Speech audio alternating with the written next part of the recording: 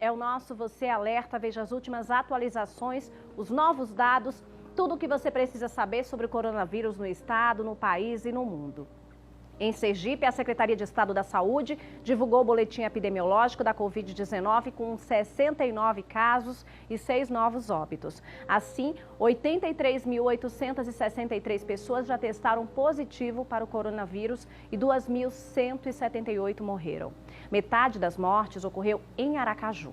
Elas foram de um homem de 36 anos, outro de 91 e uma mulher de 81 anos. Os outros 3 óbitos do interior foram de um homem de 63 anos, de Lagarto, outro de 84 anos, de Laranjeiras, e mais um homem, dessa vez de Santa Rosa de Lima, de 66 anos.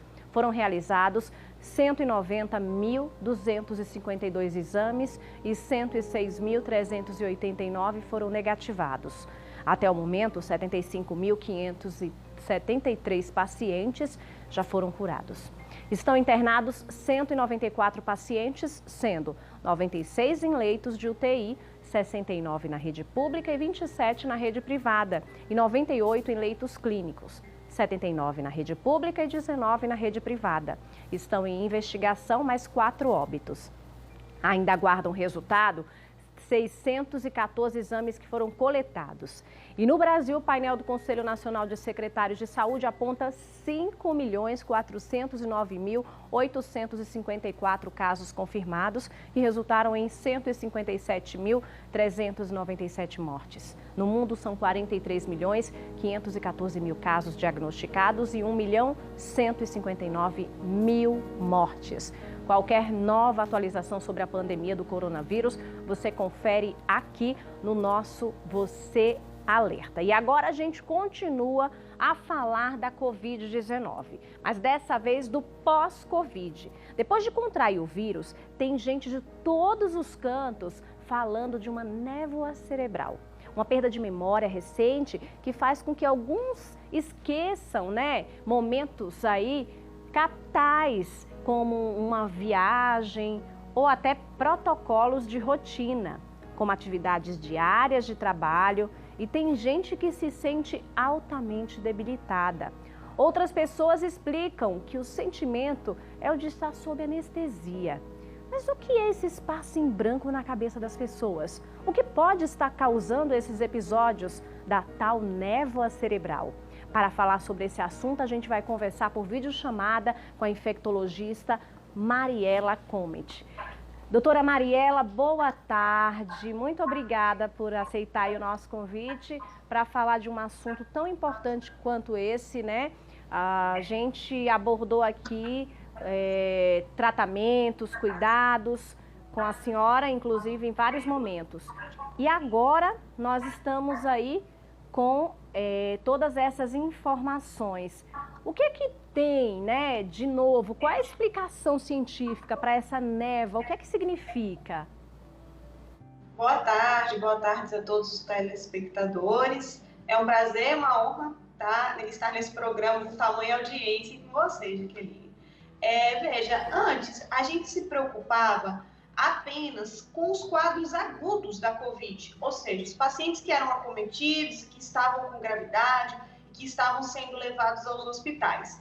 Passado o tempo dessa doença tão nova, da Covid, a gente começa a perceber que os pacientes graves mereciam e merecem a atenção por ser uma doença que leva pacientes que necessitem de internação em enfermaria ou até em terapia intensiva, mas a gente precisa de um olhar diferenciado para aqueles pacientes que apresentaram também casos leves e que persistem com sintomas neurológicos, às vezes sintomas clínicos e sintomas até de doenças psiquiátricas, que a gente chama da persistência dos sintomas, o long COVID em inglês, ou melhor, o COVID longo ou persistência por mais tempo desses sinais e sintomas.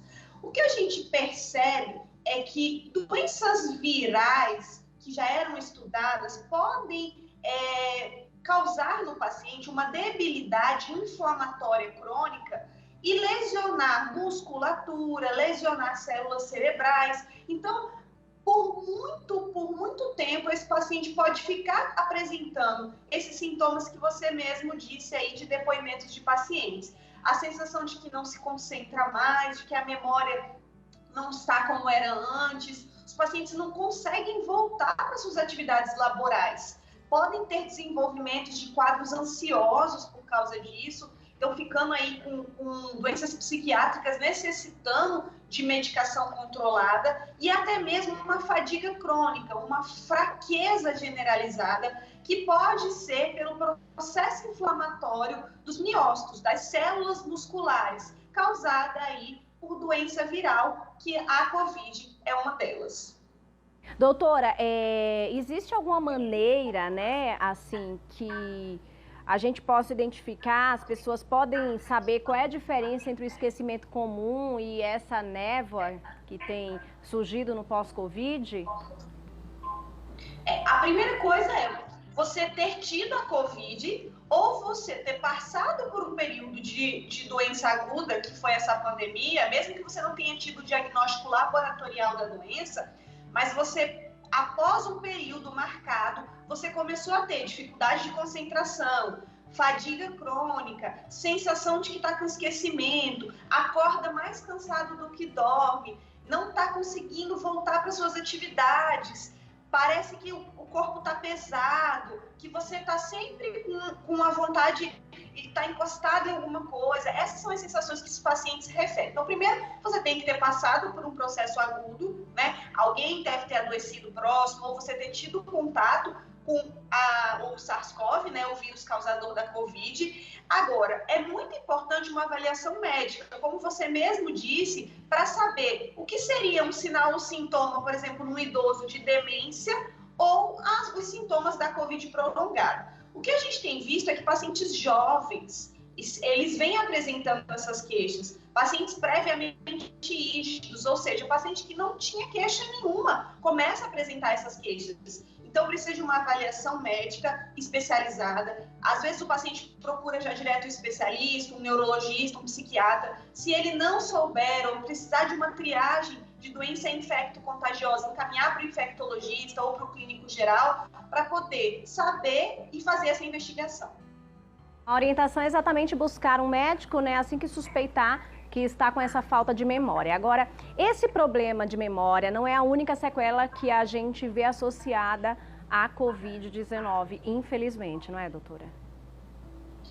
Infelizmente, não são só os quadros neurológicos nem psiquiátricos. Foi como eu disse, as pessoas estão desenvolvendo dores musculares intensas, fraquezas musculares intensas, e isso pode apresentar como a musculatura, como a respiração, ela é dependente de musculatura. Às vezes o paciente ele não teve uma lesão pulmonar, não teve uma pneumonia que deu para ver numa tomografia, num raio-x, mas ele teve acometimento da musculatura que ele utiliza para respirar. Então ele vai ter falta de ar, a fazer qualquer exercício um pouco mais intenso, a fazer caminhada um pouco mais intensa, ou até a tentar voltar para a sua atividade laboral, para o seu trabalho.